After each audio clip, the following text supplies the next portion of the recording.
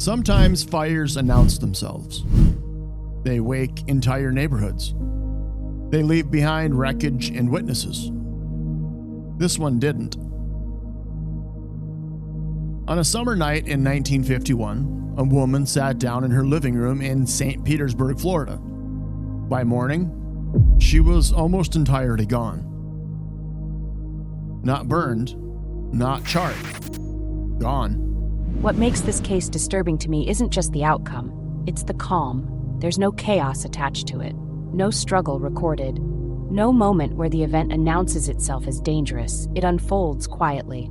I find it creepy. This is the case of Mary Reeser, and it's one of the quietest fire scenes ever documented.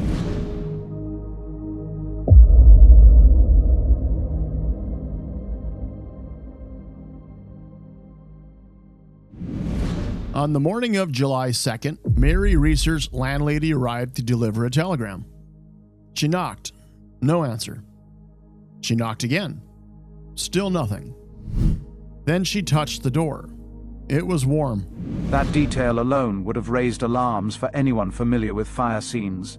Heat doesn't linger indoors unless something inside has been generating it for a long time. It makes me think of radiant heat, which is weird. When authorities forced entry, they didn't find a burned-out apartment. They found something far more precise. An upholstered chair reduced to exposed metal springs. A dark stain on the floor beneath it. Heavy soot coating the walls and ceiling. Where Mary Reeser had been sitting the night before, there was a small pile of ash. This is where expectations collapse. A body reduced to ash usually implies catastrophic fire behavior, but the room didn't behave catastrophically. It behaved selectively, like it chose her. Or like she was the perfect candidate in that environment. What remained of Mary Reeser included fragments of bone, part of her spine, and one foot still inside a slipper. Nearby furniture had not ignited. Curtains still hung. The building itself remained intact. From a fire investigation standpoint, that contradiction is enormous. You're looking at evidence of extreme heat in a space that never transitioned into a full structural fire.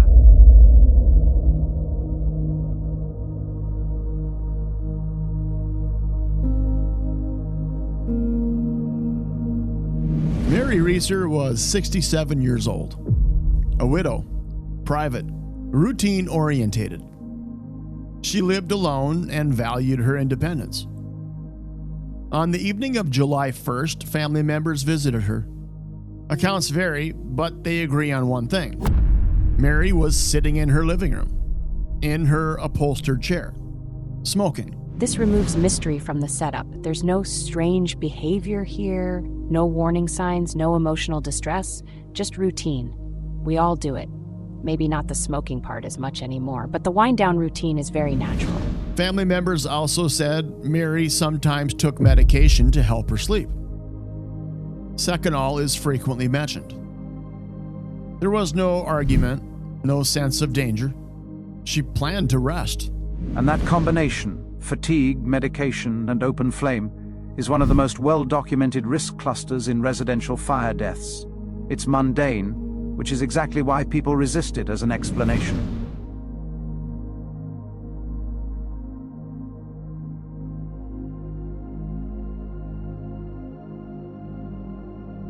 Investigators struggled with what the scene refused to do.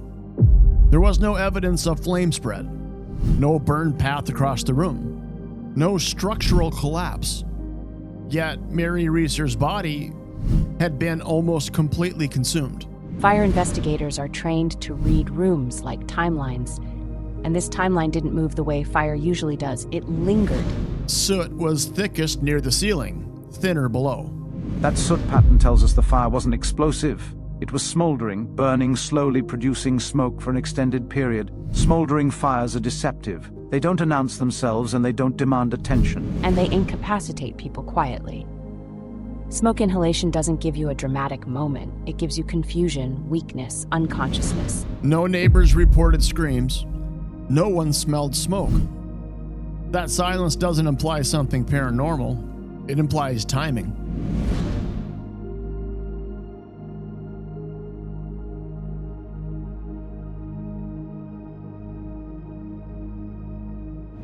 Authorities were not satisfied calling this a simple accident. The case drew attention beyond Florida.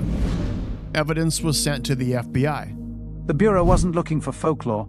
They were ruling out accelerants, explosives, and chemical reactions, anything that would indicate intentional or abnormal ignition. Charred debris, rug fragments, bone remnants. And what they didn't find was just as important. No evidence of an external accelerant, no signs of forced entry, no indication of foul play.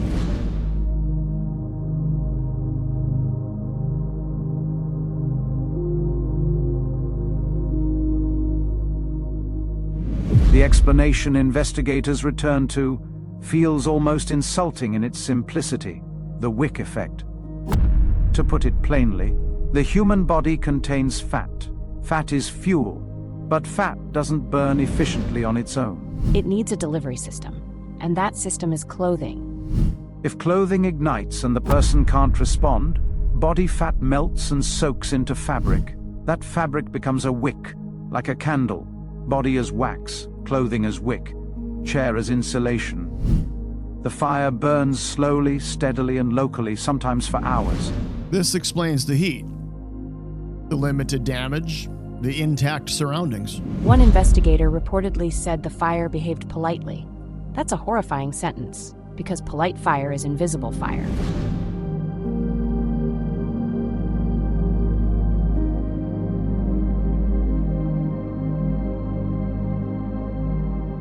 Despite official conclusions, the case became legendary. The phrase spontaneous human combustion returned to public consciousness. The idea that the body ignites itself is compelling because it removes responsibility from the environment.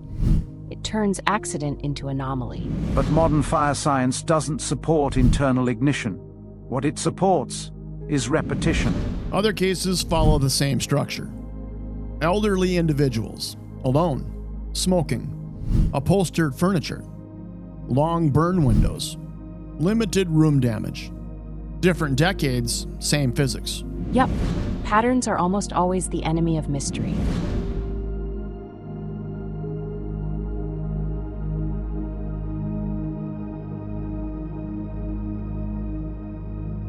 The most likely reconstruction is also the least dramatic. Mary Reeser sat in her chair, smoking. She was tired, possibly medicated. An ember contacted fabric. The fire began quietly. Consciousness was likely lost early. After that, there was no one left to stop it. Hours passed. By morning, what remained looked impossible. From a forensic standpoint, the case is closed. From a human standpoint, it never truly is. Because Mary Reeser didn't die in a catastrophe. She died in a living room. She wasn't claimed by a raging inferno. She was consumed quietly, like a candle. And that's why the Cinder Lady still haunts the record. Not because we don't know what happened, but because now we do.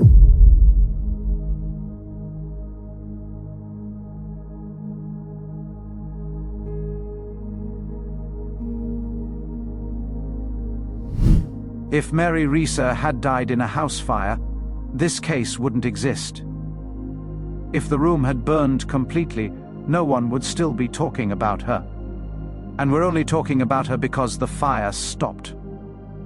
It stayed contained. Because it behaved.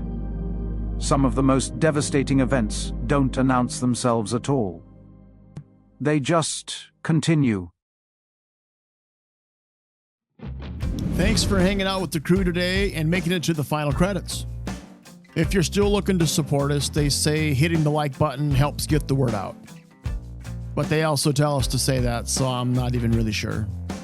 In any case, we're grateful you're hanging out with us on this strange case file out of Florida. If you're looking for more case files, head over to thestatefiles.com and explore the archive. It's growing every day. In fact, I think we just added a new one. Yes, I believe we've dropped a couple new files. Let me just tap into my... Yep, I'm seeing something about skinwalkers and some crazy lights over Phoenix in the late 90s. How come your face doesn't change when you're tapping into whatever that was? You didn't even close your eyes. Were you just reading on the teleprompter screen in front of your face? These cinematic episodes are all based on articles from the website. So everything actually starts with the case files. It's like a movie based on a book. Duncan, did you know that the State Files is also a podcast, and it covers all the before-mentioned cinematic episodes? Yes, of course I do. And I didn't even need the screeny thing with words on it to tell me that. If you have a case file you want to see us cover, go to thestatefiles.com/requests. We're always looking for new leads, research ideas. Whether it's a regional mystery, a paranormal legend, or a modern anomaly, you can help us explore future case files. Thanks again for hanging out with us, and I'll see you next time. I would like to formally make a suggestion. We should take a closer look at those programs that are systematically shooting down UAPs and abducting the hybrid alien podcasters. You're funny. Like, that's actually a thing. You really got me good there, Duncan. Shooting hybrid aliens. Right out of the sky. Yep. That's a good one, all right? Fire. Okay, gotta go. This program contains dramatizations and/or artistic renderings. Visuals depicting historical persons and events are for illustrative purposes only. It does not feature actual archival footage of the persons depicted. All narrated events are based on historical research and public records. Also, sometimes we get things wrong, and this video is for entertainment purposes only. Finally, just because we say it doesn't make it true. Are you still married to that dentist? Would you please sit still for just one moment? Duncan, I swear. Stop pointing that thing at me. Oh, come on. This thing isn't even real. It's literally a water gun without any water in it. So dramatic.